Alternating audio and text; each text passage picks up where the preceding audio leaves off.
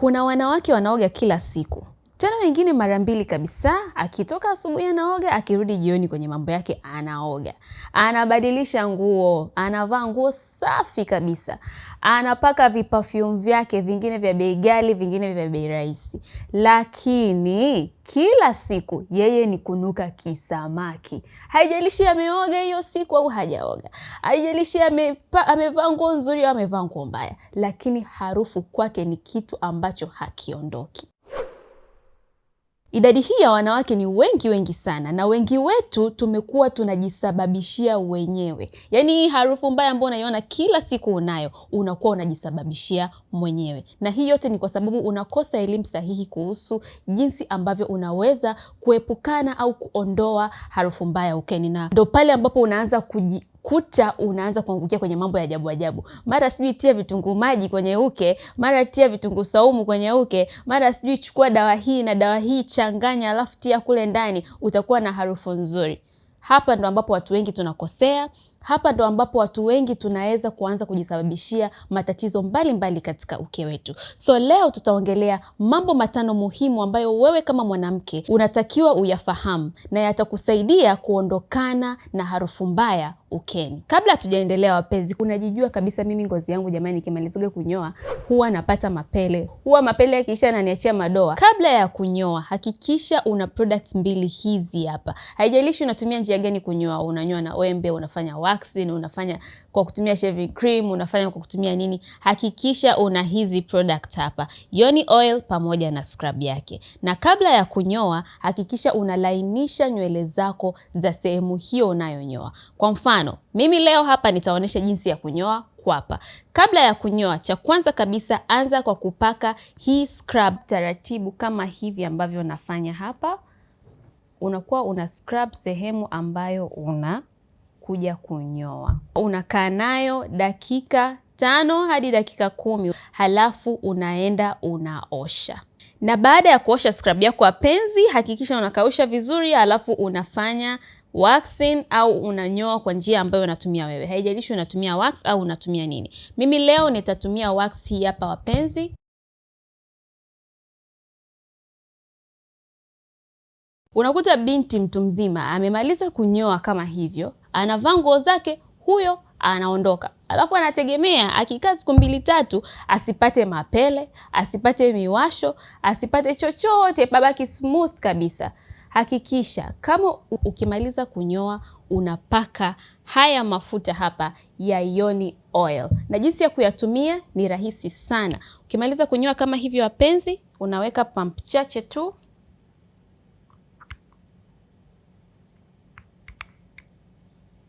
Kama hivyo.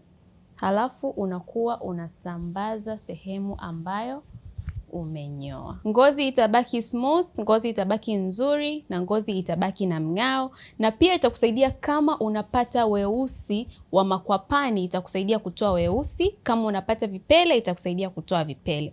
Kwa hiyo hivi ndio ambavyo unatakiwa unyoe wewe kama mwanamke.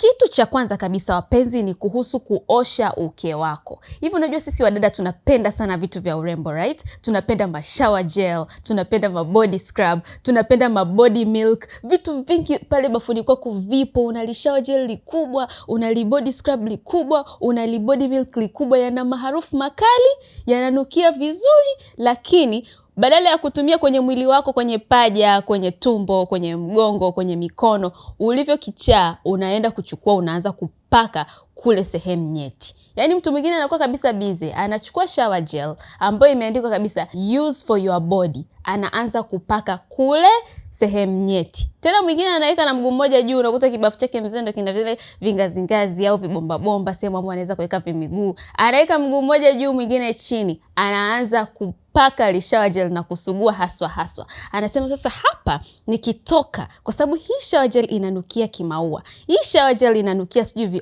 orange. Hii shower gel inanukia vanilla. Nikitoka basi na huku kwa bibi kutoka kunanukia vanilla. My dear, hapo unakuwa unaharibu. Hapo ndo ambapo matatizo yanaanzia. Kwa sababu uke wako una kitu ambacho kinaitwa pH, na hii pH hivyo ambavyo unakuwa unasugua kwa kutumia sabuni kali, kwa kutumia kwa kutumia sabuni ambazo hazijatengenezwa kwa ajili ya uke wako, ndipo ambapo unakuwa unaharibu. So cha kwanza kabisa, achana na kutumia shower gel au kutumia sabuni kali zenye harufu kali ambazo zimeandikwa kwa ajili ya mwili na sio kwa ajili ya hizo sehemu. Sehemu zetu wapenzi tunatakiwa tuzisafishe kwa maji safi vizuri kabisa, zinakuwa zinajisafisha vizuri. Sio lazima uchukue ile sabuni uanze kusugua utafikiri ni kiatu hicho. Hapana wapenzi, okay? Kwa hakikisha unatumia maji safi, na pia sabuni yoyote unayoitumia, haijalishi ni sabuni ya uke au sio sabuni ya uke, haitakiwi kuingizwa kule ndani. Haitakiwi kabisa kuingizwa sabuni kule ndani. Kwa hiyo kama wewe huwa unachukua sabuni, unaingiza kule ndani na kidole chako au kwa kutumia kitu chochote kile, unajidanganya kwamba unakuwa unasafisha vizuri kwa kuingiza sabuni, hapo unakuwa unaharibu pH ya uke wako. So kuanzia leo jitahidi uache hivyo, na labda ndiyo sababu ambayo inakufanya uwe na harufu mbaya ukeni. Kitu cha pili wapenzi ni kuhusu swala zima la tendo la ndoa. Unajua sisi kama wanawake, sehemu zetu ni very sensitive tofauti na sehemu za wanaume. Hivyo basi, pale ambapo unakuwa unashiriki tendo la ndoa, inaweza ikawa moja ya sababu ya wewe kuharibu pH yako. Na hii inatokana na wewe jinsi ambavyo unashiriki tendo la ndoa. Hapa namaanisha kwa mfano, wewe unajijua kabisa mimi, nina Juma, nina Hasani, nina nani, wako kama 5 hivi. Alafu wote naenda kukutana nao, na bado unaenda kukutana nao bila kutumia kinga yoyote. Sasa what do you expect my dear? What do you expect? Una-expect kwamba ukutane na Juma umalize, ukutane na huyu umalize, ukutane na huyu umalize, alafu bado pH yako iwe sawa, na wote hao umekutana nao bila kutumia kinga yoyote. Hakikisha wewe kama mwanamke, cha kwanza kabisa unalinda afya yako kutokana na vitu kama hivyo. Na cha pili, hakikisha unalinda pH ya uke wako. Kama unajijua kabisa bana mimi, ndio niko na Juma tu, lakini huyu Juma huyu sijui kama yuko na mimi tu, unajua? Kwa hiyo na hakikisha wakati nakutana na Juma natumia kinga ili niweze kulinda pH ya uke wangu, niache kupata harufu mbaya ukeni. Na pia baada ya tendo la ndoa wapenzi, hakikisha unakuwa unasafisha uke wako vizuri kwa kutumia maji safi. Sio misabuni, sio mishower gel, sio minini. Unatumia maji safi yanatosha kabisa kuweza kusafisha uke wako.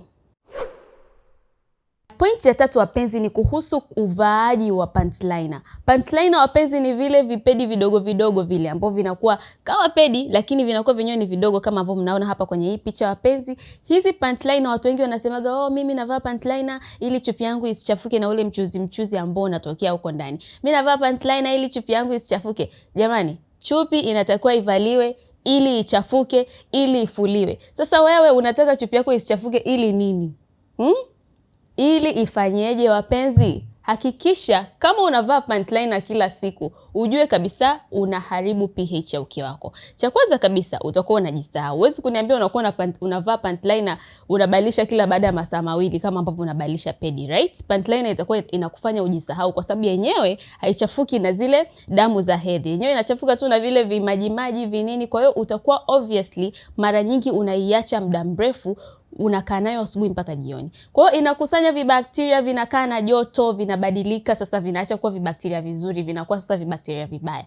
Hapo unakuwa unajisababishia vitu vingine kabisa. Unakuwa unasababisha uke wako, unakuwa badala ya kuwa refreshed siku nzima, unakuwa unafanya kazi ya kupigana na wale bakteria pale kwenye pant liner. Kwa hiyo obviously uke wako unakuwa unaharibika pH moja kwa moja. Na hii inaweza kuwa moja ya sababu ya wewe kupata harufu mbaya ukeni. Kwa hiyo hakikisha kama mwanamke usio unavaa hizo pant liner kila siku, haina haja. Vaa chupi yako, ikichafuka vaa nyingine. Huo mchuzi ambao unasema unachafua chupi yako ni normal na inaonesha kwamba uke wako unafanya kazi vizuri na unafanya kazi ya kujisafisha na kujirefresh siku nzima. Kwa hiyo huo mchuzi unaotoka achana nao. Uache utoke, uchafue kwenye chupi yako, ukimaliza kurudi nyumbani utaoga, utainawa, utaosha chupi yako, utavaa nyingine. Okay?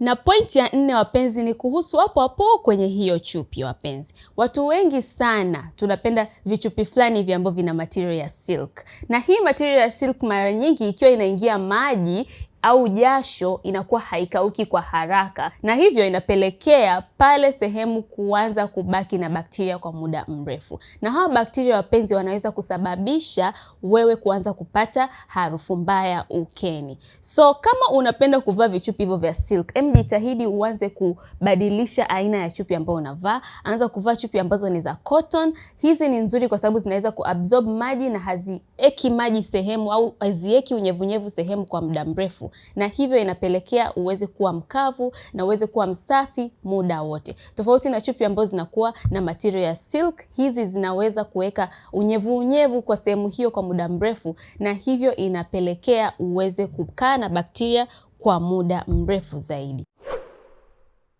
Na pointi ya 5 wapenzi, na ya muhimu sana ni kukaa bila kutibu ugonjwa ambao unauona kabisa umetokea. Kwa mfano, umeenda hospitali, umeona kabisa mimi hapa nimekutwa nina UTI, mimi hapa nimekutwa nina BV, mimi hapa nimekutwa nina kitu fulani na ugonjwa fulani katika system nzima ya uke wako. Sasa wewe badala ya kutibu unasema hii UTI inakunywa maji tu itaisha. Hii nini inakunywa maji tu itaisha. Au hii nini unaenda kujipa mwenyewe tiba zako unazojua huko nyumbani. Unaacha ugonjwa unaendelea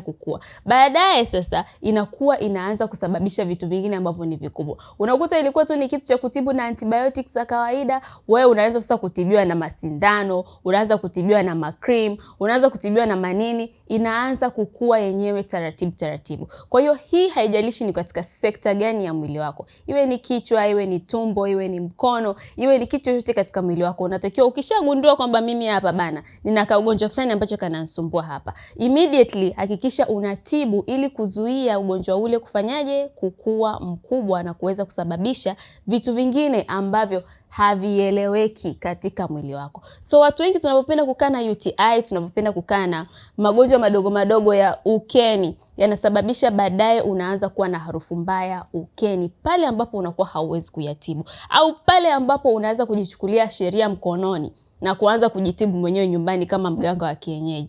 Hakikisha unaenda hospitali, madaktari wetu wako kwa sababu wasio wamekaa tu pale wasubiri wagonjwa. Hapana, wanakusubiri wewe uweze kwenda kuona shida ni nini, wakupatie dawa uweze kutumia. Sio unakaa nyumbani unaanza kujitibu mwenyewe. Ndio ile tunafika mpaka stage wanawake wengine wanaanza kuchukua vitu ambavyo sivyo na kuingiza kwenye uke wao kwa kujua kwamba vinaweza kutibu kitu fulani ambayo inakuwa ni uongo. Kwa mfano mdogo tu, watu wengi sana nimepata malalamiko mengi sana. Wadada jamani, na vitunguu saumu na vitunguu maji sijui vimewakosea nini, na sijui nani alisema kwamba tukitia vitunguu saumu na vitunguu maji huko kwa bibi kunakuwa na harufu nzuri, kunakuwa sijui kuna joto, kunakuwa sijui kumebana. Yaani sijui hizi notions zimetoka wapi. Ndo hapa sasa tunaanza kuharibu, badala ya kwenda kwa watu husika, badala ya kwenda kwa madaktari husika kuweza kupata tiba sahihi. Kwa hiyo kuanzia leo kama unajijua unaumwa, please por favor nenda kachukue dawa utumie. Usikae na ugonjwa muda mrefu ili kuweza kuepuka kupata magonjwa mengine makubwa badala ya kutibu kile kidogo ambacho kilikuwepo mwanzoni. So kama unajijua una shida ya kuwa na harufu ya kisamaki, hakikisha vitu hivi ambavyo nimevitaja hapa unavizingatia. Na kama umevizingatia lakini bado unaona mimi bado nanuka jamani, hakikisha unaenda hospitali, sio unachukua sheria mkononi.